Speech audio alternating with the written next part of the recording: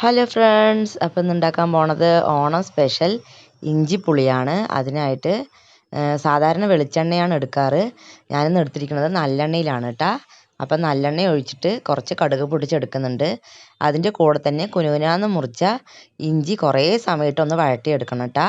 എന്നിട്ട് അതിൻ്റെ കൂടെ തന്നെ കുറച്ച് കറിവേപ്പില, കുറച്ച് പച്ചമുളക്, 4 വറ്റൽമുളകും കൂടെ പൊട്ടിച്ചിട്ടിട്ട് നന്നായിട്ട് ഇതിൻ്റെ കൂടെ ഇട്ട് വഴറ്റിയെടുക്കാവുന്നതാണ്. കുറച്ച് വഴണ്ട് വന്നു കഴിഞ്ഞാൽ കുറച്ച് മഞ്ഞൾപ്പൊടിയും മുളക് പൊടിയും കൂടി ചേർത്ത് കൊടുത്തിട്ട് വീണ്ടും ഒന്ന് നന്നായിട്ടൊന്ന് വഴറ്റിയെടുക്കുക. കൂടെ തന്നെ നന്നായി കുതിർത്തി വെച്ചിട്ടുള്ള വാളംപുളിയുടെ വെള്ളവും കൂടി നമുക്കിതിൽ ചേർത്ത് കൊടുക്കാവുന്നതാണ്.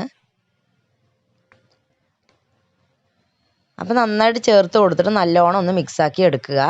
എന്നിട്ട് കുറച്ച് ഉപ്പ് കൂടെ ചേർത്ത് കൊടുക്കുക.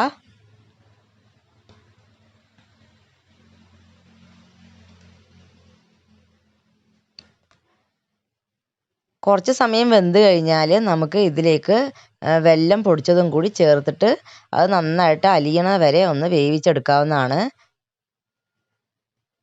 ഇതിപ്പോൾ കുറച്ച് സമയം ആയിട്ടുണ്ട്. അപ്പം നന്നായിട്ട് വെന്ത് അടിപൊളിയായിട്ട് വന്നിട്ടുണ്ട്. അപ്പോൾ ലാസ്റ്റായിട്ട് നമുക്കിതിൽ കുറച്ച് ഉലുവപ്പൊടിയും കൂടെ ചേർത്ത് കൊടുക്കണം. അപ്പോൾ കുറച്ച് ഉലുവപ്പൊടിയും കൂടി ചേർത്തിട്ട് നമുക്കിതൊരു 2 ദിവസം കഴിഞ്ഞാൽ കുറച്ചും കൂടി ടേസ്റ്റായിരിക്കും. നമ്മുടെ വീഡിയോ ഇഷ്ടമായാൽ ഒന്ന് ലൈക്ക് ചെയ്ത് സപ്പോർട്ട് ചെയ്യുക. അടുത്തൊരു വീഡിയോയിൽ കാണാം. അതുവരേക്കും ബായ്.